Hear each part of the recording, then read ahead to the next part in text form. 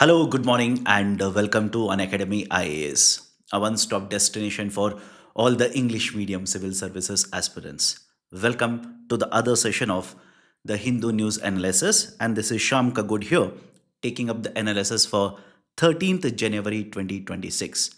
Now, before I start, please do let me know that I'm audible and visible for all of you. Those present, please do let me know. Thanks a lot. Let's start. So, in today's session, I've taken a total of 8 articles, all of them from the Delhi edition of Hindu newspaper. Now, before I start, here is a very important announcement for those appearing the Civil Services Prelims Examination 2026. Yesterday, we have launched the Conquer Prelims 2026 initiative. Sharma Sir has taken the first session of Indian polity covering the current affairs from January to June. If you yet to watch the video, it is already there in the YouTube channel, that is Unacademy IAS YouTube channel. Please do watch it. Today at 7 p.m., he'll be taking the second session covering the July to December current affairs from the Indian polity, that is for the year 2025. The session will be live. Do not miss out. This initiative is indispensable if you are appearing for the upcoming prelims. Now, let's start. The first important article: the solar panels yield far more energy per acre than biofuels. What's the debate? In addition to the debate associated with should we promote the production of biofuels or not? Again, in the context of biofuels, wherein we are going to promote certain agriculture, right? Let's say produce agriculture commodities and use the agriculture commodities for production of biofuels. That debate is already there. Now, in the context of the biofuel versus the solar panels, what are the important points? Why this particular article has been given in today's edition? Let's understand. When you look back, let's say 2 decades ago, 20 years ago, 25 years ago, there was a lot of promotion associated with production and consumption of, or promotion and utilization or the usage of biofuels. The vehicles used to be, right, let's say the refilling, when it is done for the vehicles, part of the fuel that will be provided or refilled will be having biofuels. And the argument that was put forward was it will ensure that the emissions that will be caused upon the consumption of the fuel, the emissions that will be caused would be lower. And that will help basically, right, let's say achieve the targets that individual countries have determined for themselves. In fact, the government of India back in the year 2018 has announced a biofuel policy. Under this particular biofuel policy, the government aims to promote production, utilization of the biofuels in, right, let's say the vehicle fuels. For example, earlier the government of India had kept a target of 2030 for ensuring 20%, right, let's say 20% ethanol consumption or 20% ethanol mixing with petrol. This particular target has already been achieved. Initially it was 2030, the target was preponed to 25, and we have already achieved this particular target. In addition to this, under the biofuel policy, the government also has a target of having biodiesel, right, combination, 5% combination in terms of diesel, let's say fuels which are supplied for the diesel engines. Right now, we are yet to achieve that particular target, but that target is set up for the year 2030. But now, let's focus on this particular debate which has been discussed in the article here. Should we continue to produce biofuels or should we have a relook at this particular policy? Should we continue or revamp the policy? What is the argument here? Right now, the total amount of the biofuel that is produced is sufficient to take care of 4% of total global energy requirements. Total global energy requirements. This is the point number one. And point number two is, in order to produce the biofuels, we will have to use land because we need to cultivate. We need to produce certain crop, use the crop to produce, right, bioethanol. So here, essentially the amount of land that is used right now for the cultivation of, right, let's say the biofuels is 32 million hectares. 32 million hectares. We know that land is a very precious resource. Under the concept of economics, you come across the term four factors of production. Correct? Four factors of production. What are the four factors of production? I generally tell the learners to remember the acronym CELL. CELL. The four factors of production are land, labor, capital, and entrepreneurship. Now, don't worry about the remaining three, focus on the one, that is land. There is this particular factor of production, land, very precious, very limited in supply. We need to ensure this particular resource is very efficiently, underline the term, very efficiently utilized. So the argument is the amount of land that is being used for the cultivation of biofuels right now, which only takes care of 4% of the total energy requirement in the global market, can we use this particular land for other efficient resource or for other efficient, right, let's say purposes. For example, if I use the same amount of land and install solar panels, this is where the debate is happening now. If I take the same amount of land, 32 million hectares, and install the solar panels, the amount of electricity that I will be able to produce using these particular solar panels is 32,000 terawatt hours. 32,000 terawatt hours. And just to put the things in perspective, this is more than the total electricity that is produced in the global market today. Is the point clear to all of you? I'll repeat it so that you understand the importance of this. We are using 32 million hectares of land to produce fuels which will cater to 4% of the total energy requirements.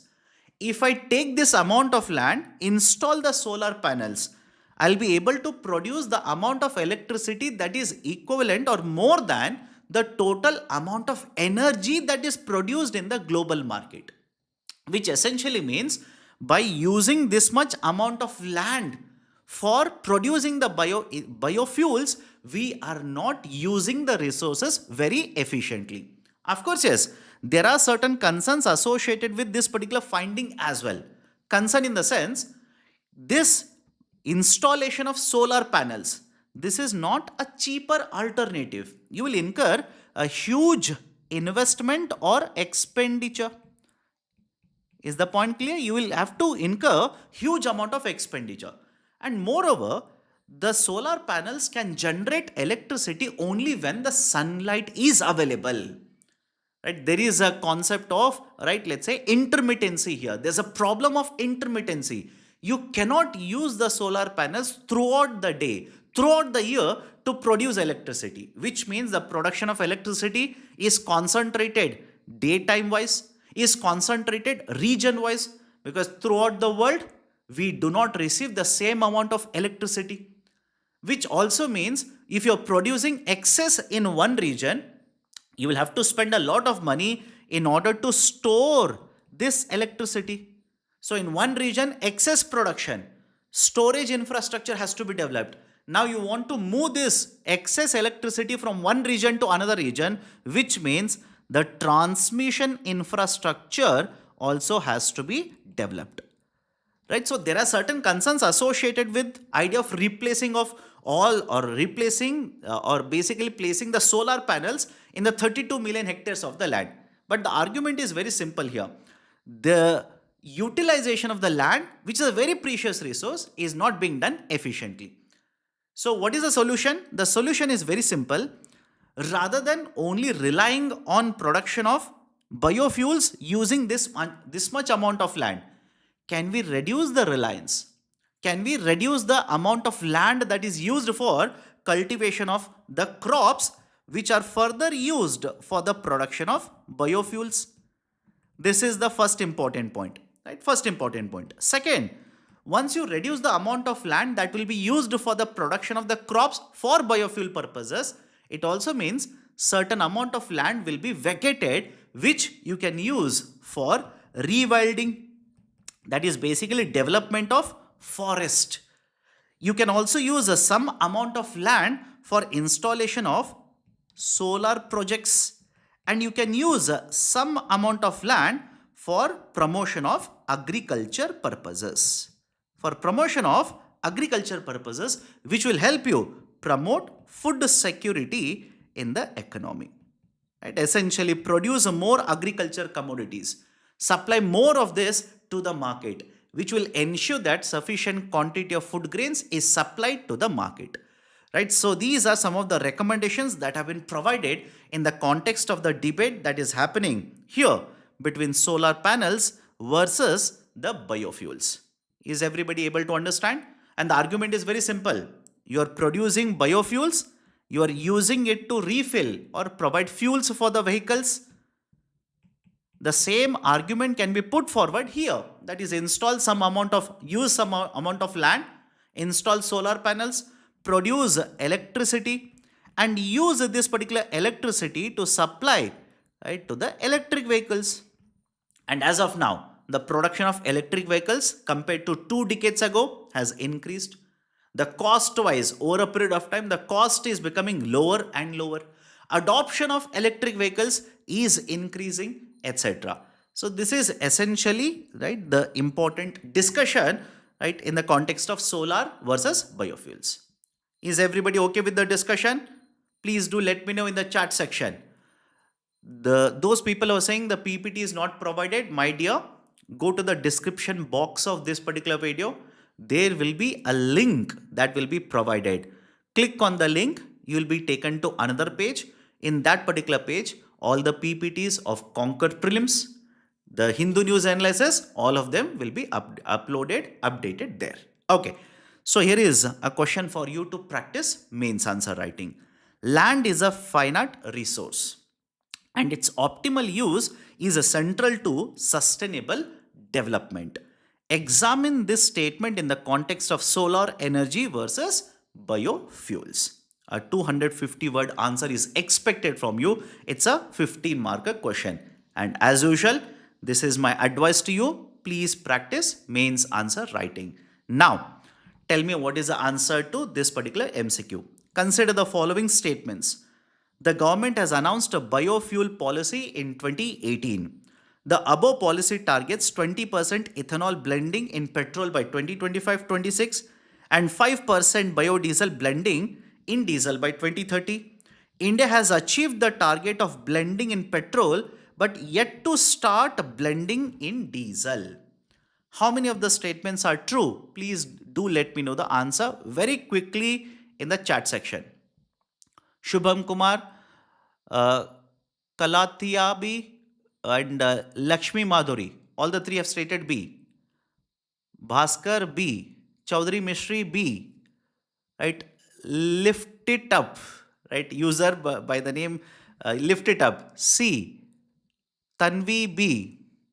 Okay, most of you have stated B. Only one person has stated C. The government has announced the biofuel policy in 2018. Yes, this statement is true. The above policy targets 20% ethanol blending in petrol by 25-26 and 5% diesel blending by 2030. Yes, this statement is true. India has achieved the target of blending in petrol but yet to start. Underline the term start. Right now, the blending in case of diesel is below 1%. It is below 1%. It is mainly being done by the public sector entities. So third statement, incorrect. It is, understand this, it is incorrect to say India is yet to start. India has started, but the blending is in case of diesel below 1%. So third statement is incorrect. First and second are correct. Right option for the question will be option B. Only two of the statements are correct. Now, let's go forward to the next article. Early investment in children, the key to India's future. In economic survey, I'll use a statement from economic survey. Let's say a lot of you or some of you might feel, right, let's say, uncomfortable with that kind of a statement. Economic survey simply states, today's children are tomorrow's workers. I'll repeat the statement. The economic survey simply says, today's children are tomorrow's workers.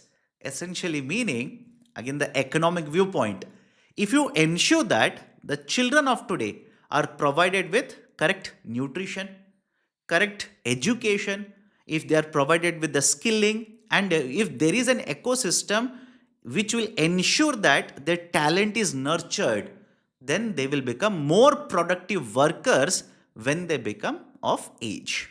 That is, once they attain the age of 20, 25, after graduation, post graduation, etc., they will end up becoming more productive workers.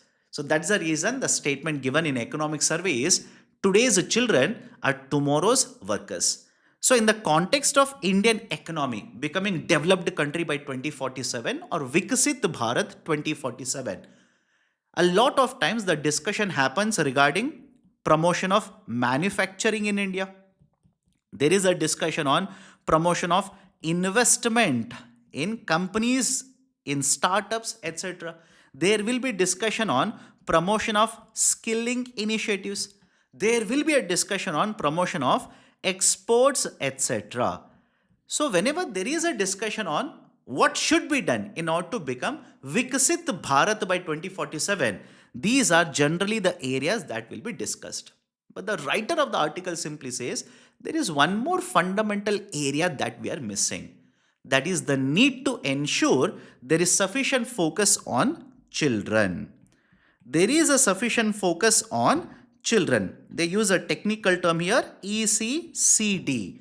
ECCD stands for Early Childhood Care. Early Childhood Care and Development. And Development. Is everybody okay with this particular term?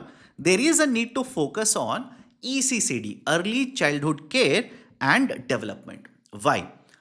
If you look at various surveys as well as the papers which have been published, even according to the World Health Organization, the first 3000 days of the child, first 3000 days of the child are the most important one. Reason behind that is the development of neural connections, the way the child will start perceiving the world, the way the child will start developing, understanding the things, etc. These are the first 3000 days are the most important ones. Right? So that is the reason there is a need to ensure there is a proper environment that is provided for the child in the first 3000 days. So in this particular article, the writer, who is a doctor, basically argues that there are certain reforms that need to be implemented, not just by the government. I hope you understand, not just by the government, but by the household as well, by the parents as well as the schools as well. Right? Although, right, the schooling mostly will contribute to the child's growth, right? Let's say in the high school as well as the college. But nevertheless, all the stakeholders will have to, right, basically follow certain measures, will have to follow certain steps in order to ensure that the growth and the development of the child is appropriate. Reason being, listen to me carefully. Most of the times, whenever you talk about the children, whenever you talk about, let's say, the contribution that they can do once they grow and, right, get jobs, etc., most of the times the focus will be on what has the government done. What has the government done? Has the government of India implemented measures to ensure schools are present? Has the government of India implemented measures to ensure nutrition is present to the children or nutrition is made available to the children? Has government of India implemented sufficient reforms to ensure healthcare infrastructure is available in the village level for the growing children, etc.? But the argument of the writer is it's not just the duty of the government. And yes, government of India along with the state governments and the local governments have implemented lot of reforms historically in India. And that is proven by the fact that look at the mortality rates in India. Look at the child mortality rates. Look at the stunting. Look at the, right, other parameters that can be associated with the children. There is an improvement. There is an improvement when India is evaluated under these particular parameters. But at the same point of time, what is the duty of other stakeholders in the system? That is, what is the duty of the parents? What is the duty of the schools in these formative years? There is an important role. For example, parents. A lot of times, parents do not provide sufficient timing. That sufficient time is not given to the children. And when I say sufficient time, in order to address their issues, in order to provide them with confidence, in order to ensure that right they are studying correctly, they are following the guidelines which are issued by the educational institutions, they are performing right correctly, or their cognitive growth, physical growth, etc., are happening online or inline. So argument is the parents will also play a very important role, as well as the schools will also play a very important role. So what should be done in the coming days? This is a way forward. But I'll focus on another very important aspect after this, that is in addition to what is given in the article. Just give me a minute. The way forward that has been recommended by the writer here is schools should engage the parents as partners, and there should be importance given to the implementation of these kind of reforms under corporate social responsibility. The parents should be given sufficient, right, let's say education. Though the parents who are planning for a child should be given sufficient education, counseling should be conducted, because mind you, how the parents behave, that will have an influence over the children as well. If the parents are not aware of the things, if the parents behave irresponsibility with irresponsibility, that basically will be inculcated, that will be absorbed by the growing children as well.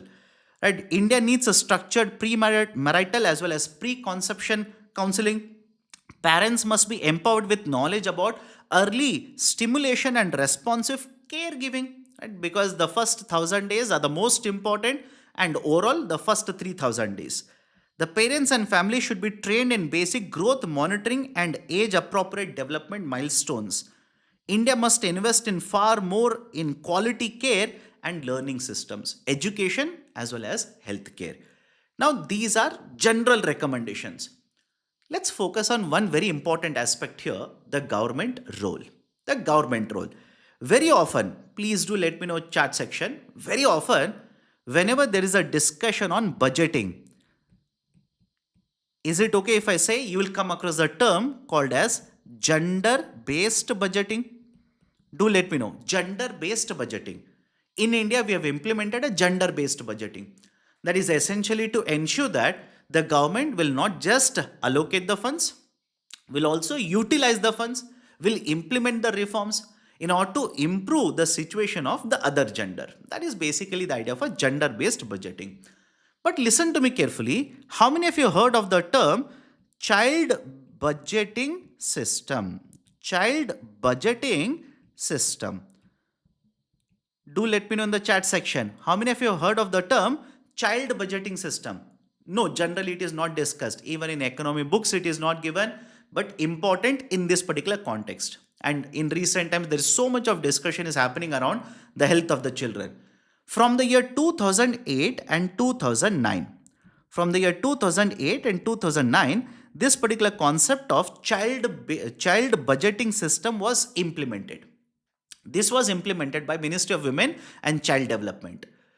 Under this, essentially, when you look at every year's budget, how much of the funds are allocated for, right, let's say the development of the children, for providing services to the children, that is essentially tracked under the concept of child budgeting system. And it is not just the central government or the union government which has implemented this. There are around 13 states in India which have implemented the same model.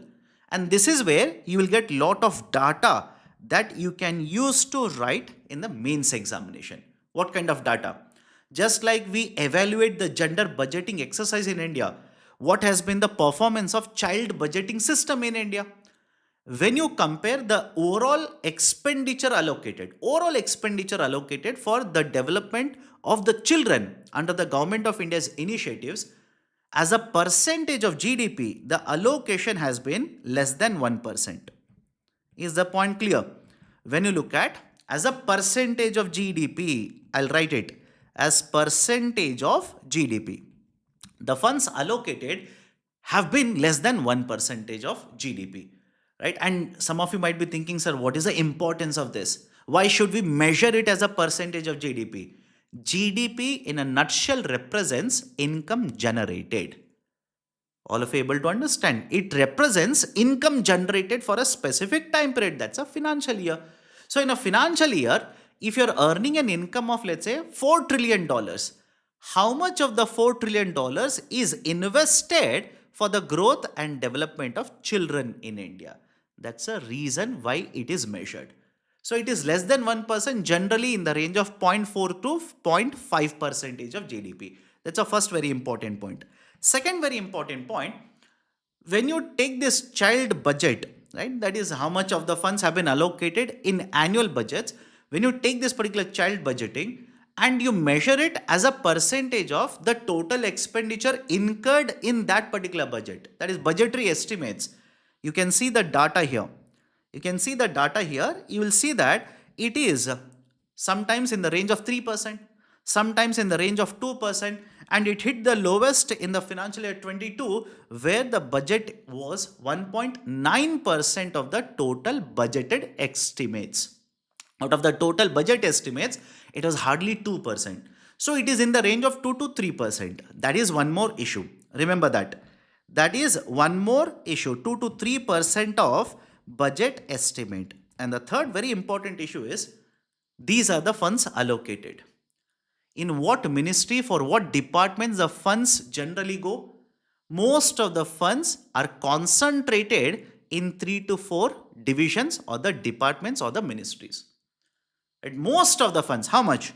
More than 95% of the funds are, right, more than 95% of the funds are allocated for 4 to 5 departments or ministries. For example, there is a department associated with school education and literacy, Ministry of Women and Child Development. So there are 3 to 4 departments or the ministries like this, which will corner most of the funds allocated, 95% of the funds allocated for growth and development of the children in India. Although more than 40 to 45 schemes are being implemented, most of the funds are getting concentrated. And right, there is also a problem associated with utilization of the funds. One is allocation, second one is utilization. We are lagging behind in terms of utilization of the funds which have been allocated under the budget. So is everybody okay with the discussion? Is everybody okay with the evaluation of, right, let's say the reforms, or let's say the policies which are being currently implemented by the government, and what is the need, what is the way forward, etc. Now, associated with this, please take up this particular question for mains answer writing. Human capital formation. Human capital formation begins much before formal schooling. In the light of the statement, examine how early childhood investment will contribute to India's vision of developed nation by 2047. Because mind you, right now, it's not just applicable to the children, but whenever government is implementing an initiative, most of the times the initiative will be focused on numbers. You're focused on the numbers, you're not generally focused on the quality outcomes. Right? So that is the reason there is a need to ensure that you will invest a sufficient amount of money on childhood in order to ensure you'll be able to harness the demographic dividend. Otherwise, there is always a concern raised by the experts. India's a demographic dividend might end up becoming a demographic disaster. Now, please solve this particular question. Consider the following statements. Human capital formation as a concept is better explained in terms of a process which enables individuals of a country to accumulate more capital, increasing the knowledge, skill levels, and capacities of the people of the country, accumulation of tangible wealth, accumulation of intangible wealth. And by the way, this is a PYQ. This is a PYQ. Please tell me very quickly what is the correct answer to this question. Option C. Most of you or all of you so far have chosen option C. What about others? Okay, one person option D. Let's start. Human capital formation as a concept is better explained in terms of process which enables individuals of a country to accumulate more capital. No, right? This is incorrect. Increasing the knowledge, skill levels, and capacities of the people of the country. Essentially, what is human capital formation? One is people, population. Population doesn't automatically become equivalent to human capital. Why? Population will have people. Now you need to provide skill sets to the people. You need to provide education to the people. And once you provide the skill set, education, to what extent their productivity will improve, to what extent they will be able to produce more, and that is essentially called as human capital formation. Right? So increasing the knowledge skill levels, yes. Accumulation of tangible wealth, no. It's essentially the third statement is related to the first statement only. Fourth one, accumulation of intangible wealth, yes. Human capital, the skill sets of the people, these are intangible. Skill sets are intangible in nature. Right? So second one is correct. Fourth one is correct. Right option for the question will be option C here. Okay. Now, everybody is okay? Can I move on to the next article? There is one article, how Trump is violating international law. I don't want to repeat the same thing that has been discussed multiple times in the last 10 days. Focus on two important points here. I'll just magnify this so that you understand. Focus on two important points. That is, they have mentioned the UN Charter. They have mentioned UN Charter here. Within the UN Charter, can there be a mention of any of the articles which have been violated by the government of USA while conducting raids or basically by attacking or kidnapping the president of another country? Not just, right, let's say Venezuela. If any of these actions are taken, can they be considered as a violation of the UN Charter? Yes, please memorize these two numbers. Please memorize these particular numbers. Beyond this, no other important information in the article. Focus only on these two numbers. That is Article 2, right, subsection 4 and Article 51 of United Nations Charter. The UN Charter, by the way, I'll write it here. The UN Charter was signed on 26th June 1945. On 26th June 1945. And here is my question to you people. On which date was the United Nations established? Do let me know in the chat section. Those who are watching, do let me know in the comment section. And the date is important because it was there in the newspaper very, very recently, hardly 3 months ago. Okay, come back to this. Article 2, right? Article 2 as well as Article 51. What is the importance of these two? Article 2 essentially states that, right, with sanction of or with the approval of United Nations Security Council. Only with the approval of United Nations Security Council, right, you can invade, you can, right, let's say attack another country. Right? You can attack another country. Yes, it is allowed. But you need, right, basically the approval of the United Nations Security Council. And there is one more situation, Article 51. Article 51 will basically allow you to protect yourself. That is the self-defense. In such case, if there is an attack on your country, again attack in the sense military attack. If there is a military attack, only in such cases you are allowed to defend your country by, right, attacking again. Right? Beyond these two articles, right, there are no such articles which have allowed, right, the countries or the United Nations member countries to basically wage a war, attack other countries. And please remember, by basically kidnapping the president of another country and by threatening attack on Greenland now, if the USA basically attacks, invades Greenland, it will again be violation of the United Nations Charter. And by the way, United Nations Charter is binding. Is everybody okay with my statement? The UN Charter is binding on all the member countries. All the member countries will have to abide by the provisions of the United Nations Charter. So these are the two important points. Beyond this, nothing else is important in the article. Don't waste your time. Now very quickly solve the question. Tell me the key answer so that I can go forward. Everybody will be happy with the second. Everybody will be happy with the third. Now suddenly you will be confused with the first one, because I did not give you information regarding the first one. Article 1. What is the inference or the importance of the Article 1? Article 2, prohibition of use of force. Article 51, right to self-defense. Right? 2 and 3rd are correct. Second and third are correct. What about the first one? Article 1 basically will list out the purpose of United Nations. Absolutely correct. It is correct. Purpose of United Nations, right, such as a promotion of a development of friendly relations between the countries, right, promotion of global peace, etc. All of that is mentioned under the Article 1 of United Nations. So all the three articles are correctly matched. Right option for the question will be option C, right? All the three. Now, let's go forward. Next article. PSLV C62 strays from the flight path. This is a mission failure. For the fourth time since its launch for the first time ever, the workhorse of ISRO, that is PSLV, for the fourth time, there is the failure of the mission.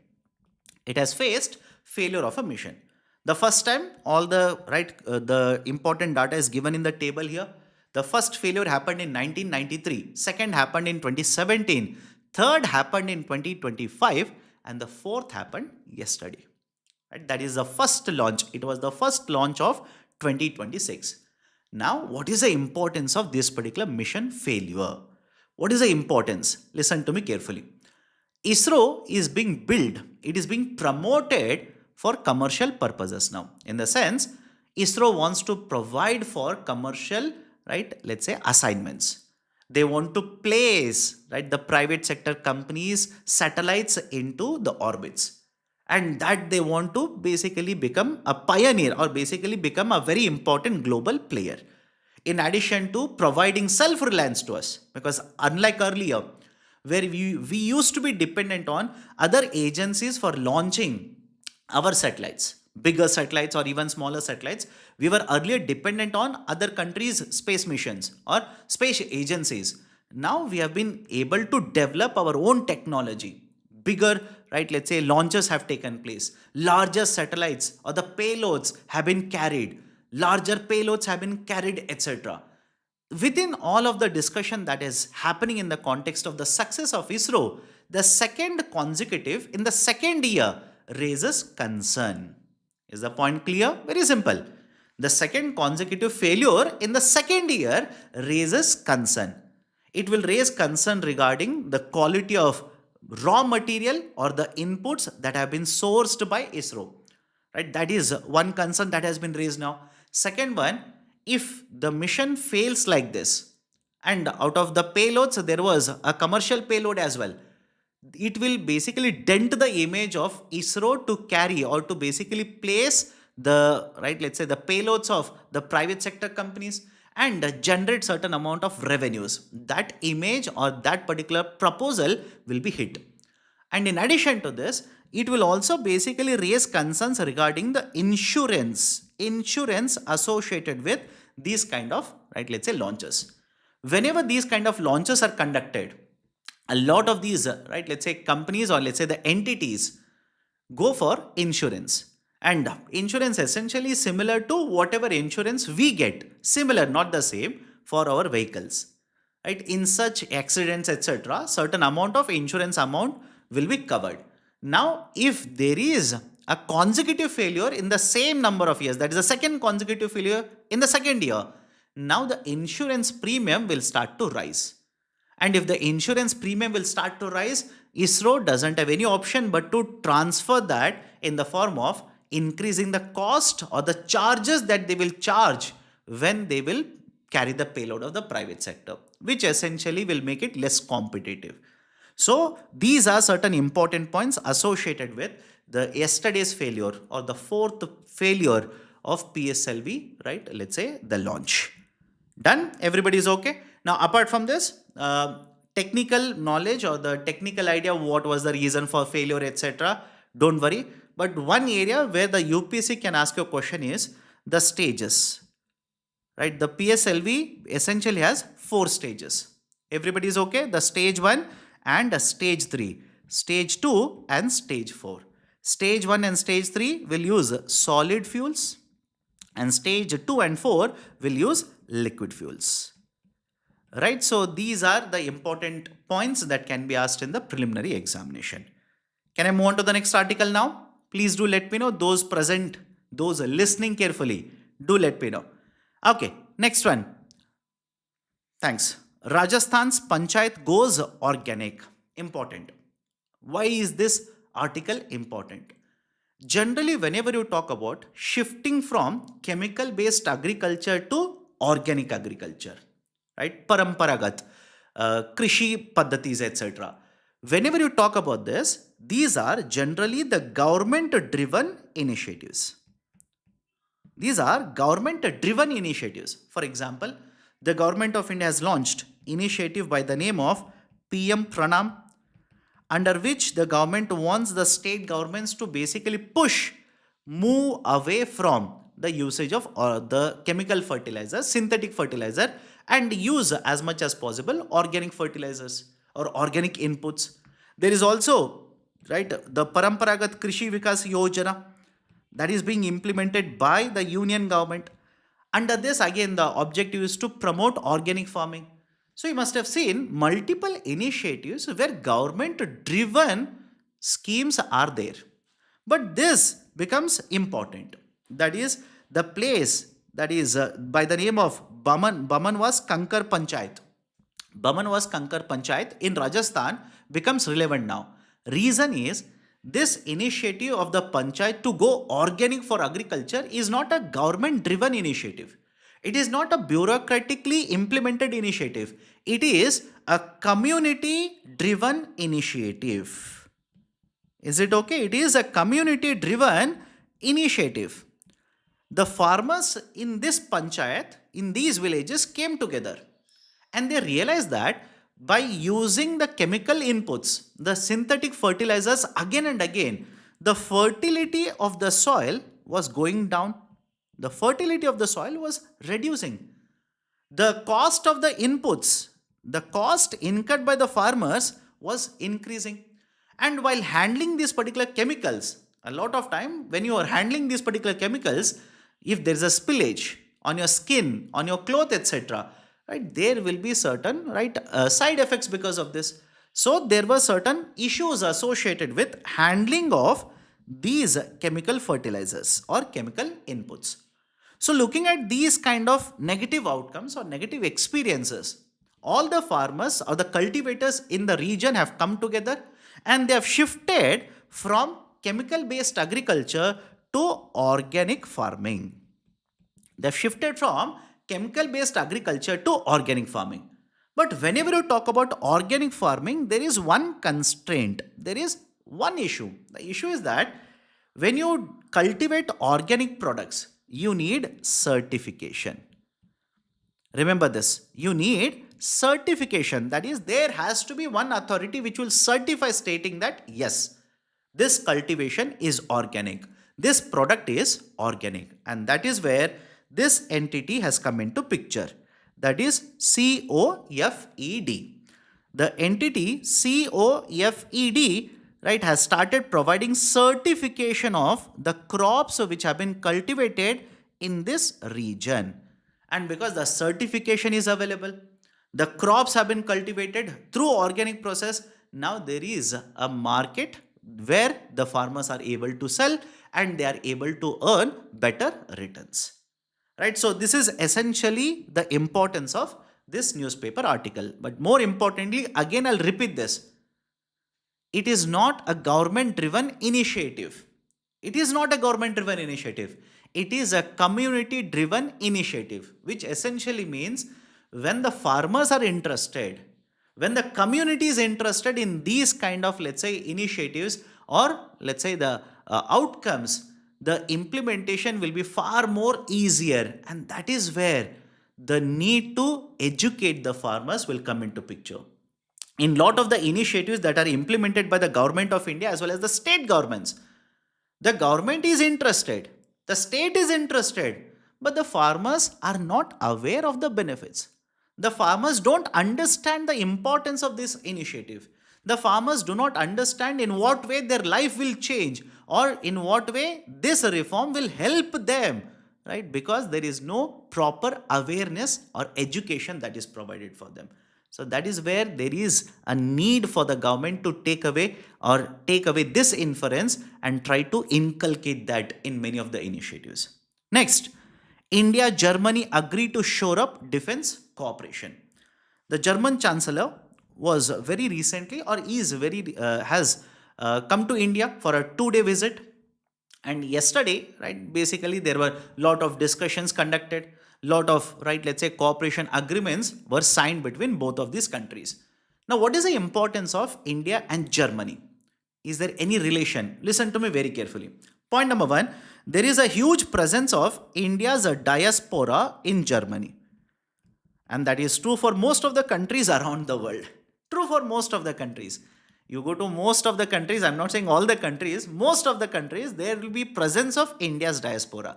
So there is presence of India's diaspora in Germany. That is point number one. Point number two, trade relations. Point number two, trade relations. Trade relations. India and Germany have been conducting trade. The total bilateral trade is around $35 billion. Around $35 billion. Third very important point, defense and security. Defense and security. In fact, yesterday when the joint statement was issued, the Prime Minister basically stated both the countries are on the, right, let's say on the same paper. That is, both the countries agree that terrorism is a concern. Terrorism is an issue. Right? And in terms of defense, there is a close defense relationship between both of the countries. Right? India has conducted multiple exercises, military exercises, right, with Germany. For example, please remember the names, can be asked in the prelims examination. Tarang Shakti, or for that matter, naval exercise Milan. And not just these, the fourth very important point is investment. In the context of investment, India and Germany are important. Germany is the ninth largest investor. I repeat, Germany is the ninth largest investor in India. So when you look at all of these particular points, automatically you will understand the importance of the German Chancellor's 2-day visit to India. Now, in this, what are the key announcements? In this visit, what are the key announcements? These are the important key announcements. There is, right, enhanced defense and security cooperation, mobility and education. For example, Indian visa holders, right? I'm sorry, Indian citizens or people with Indian passports now for transit. Transit basically means going to Germany and from there going somewhere, right? Visa-free transit will be provided for Indian passport holders. Right, technology and trade. There is a plan that has been proposed for 2 years, 25 to 27, essentially promoting digital dialogue. There is establishment of track 1.5, right, between track 1 and track 2 dialogue, right, relations. Track 1 and track 2, 1.5 foreign policy has been established now. Right, scaling up triangular development cooperation scaled up in Ghana, right, etc. That has been announced. Right, in addition to this, there is also an agreement under the renewable energy. Right, so these are certain very important key outcomes of the visit, right, and announced yesterday. Please go through these. Again, don't worry, the PPT will be uploaded in the portal. No point in me simply reading out everything. You download and have a look at it. It is there in a pictorial form. Now, appointment of US Ambassador to India. Right, US Ambassador to India, Mr. Sergio Gore, has arrived in India. The tradition is that whenever the ambassador is appointed, they first go to the president, present their credentials. Once it is accepted, they take over the charge. But here, right, basically they have moved away from the tradition. Mr. Sergio Gore, very important by the way, Mr. Sergio Gore has arrived in India. He has given a speech, right, wherein he has stated that India will be invited to join the Pax Silica. Pax Silica essentially is a grouping of countries. USA has identified 7 countries and this particular grouping is there. Until now, India was not part of the Pax Silica. And the idea of Pax Silica is very, very simple. We have discussed this earlier. They want to ensure that the dependence on China will be reduced in terms of critical minerals. right? They want to reduce the dependence on China, because very often, every now and then, China will try to weaponize the export of the critical minerals. So they want to reduce the dependence on critical minerals which are being imported from China. For that, they have announced Pax Silica. Now, on this side, I've given one article which I've taken from Indian Express. This is the article that I've taken from Indian Express, wherein there was a discussion that was supposed to happen. No update has been provided so far, where US has invited multiple countries where they want to discuss and speed up, right, action on rare earth minerals. They want the countries to take up faster action, investment in terms of, right, let's say approvals in terms of mining, refining, etc. The process has to be speeded up so that the import dependence on China's rare earth exports will be, right, lesser and lesser, or will be reduced over a period of time. So this is one point. Second very important point is, in the speech that was given by the US ambassador, he stated that India and USA are very close partners, and this is important, by the way. And if you don't know about this particular person, Mr. Sergio Gore is a very close confidant of Mr. Donald Trump. Very close confidant of Mr. Donald Trump. He is considered to be a one person whose inputs Mr. Donald Trump, the president of USA, right, let's say, accepts or agrees a lot more. He has been involved in a lot of activities, the hiring activities which have been done by the USA administration.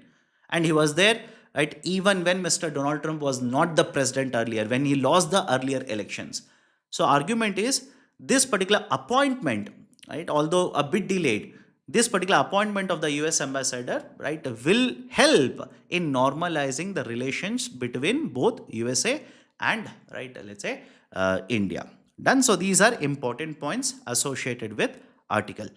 Now the last article for today, center steps in as a two Nipah cases detected in Bengal. Right? Nipah is a zoonotic disease.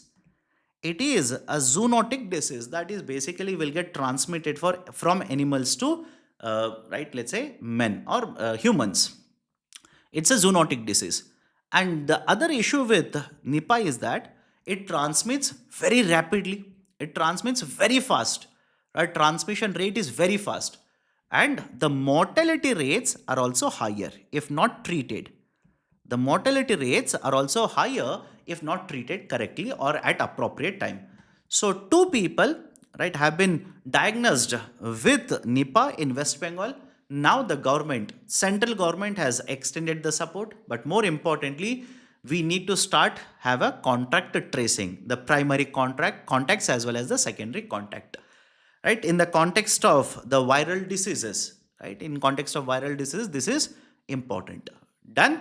So just information, nothing more than that. Don't worry about rest of the things. Now, this is a question to all of you. Quickly tell me what is the key answer, what is the correct answer to this question. How many of the following are examples of zoonotic diseases? Rabies, Nipah, avian influenza and Ebola. How many of them are zoonotic diseases? And by the way, the reason I've taken this particular question is precisely for the first, right, let's say option as well. Rabies. Very recently, there was a lot of discussion associated with rabies as well. That is, right, the rabies, right, vaccine. Rabies vaccine. Right, there were certain instances where the fake rabies vaccines were being, right, let's say, produced and supplied. So please be very careful. Supreme Court judgment associated with dogs, rabies vaccination, all of that becomes very important. And by the way, how many of you heard of National Rabies Control Program? Do let me know. Just one more nugget, one more piece of information. Right, NRCP, National Rabies Control Program, NRCP. This was launched by the Government of India under the 12th 5-year plan. Can be asked in the prelims. Please be very careful. This was launched back in the year 2013 under the 12th 5-year plan. Right, and the Government of India has kept a target of 2030. That is essentially ensure rabies free. Ensure that there are no rabies cases, rabies free by 2030. That is a target. Please be very careful.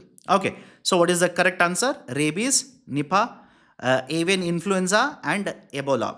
All the four statements are true, or all of them are zoonotic diseases. Right option for the question will be option D, all the four. Done. So these are the various articles, concepts, as well as the questions I wanted to discuss with you people in today's session. Now, if you have got any doubts, concerns, issues related to what we have discussed, do let me know. And before I close the session, if you have liked the discussion, do not forget to hit the like button. If you are yet to join the YouTube channel, Unacademy IS English, join right now. Okay, Sid Jain, can we skip the daily newspaper sessions and move Conquer Prelims? My dear, Conquer Prelims right now focuses on January 2025 to December 2025. And what we are discussing is day-to-day current affairs. Sir, I'm an auditory conceptually learner. I can't sit for hours and read. Can I watch lectures, make small notes and revise it? Or should I read like any person? Uh, Tarak, my dear, doesn't matter how you learn. What matters is that you are learning. Whether you learn through this or that process doesn't matter. Ensure that at the end of the day, you have sufficient conceptual clarity regarding the topics. But I'll tell you one thing. You should have the habit of sitting for at least 3.5 hours at a stretch. Reason being, mains examination. In the mains examination, you are supposed to sit morning 3 hours, afternoon 3 hours, write two papers, write almost 3 to 4 days. So develop that particular habit. Done then. So that's it from my side. Take care. I'd see you next time. And again, repeating, do not worry about the PPT. The PPT will be uploaded onto a portal. The link for that has been provided in the description of the video. Thank you. Have a great day.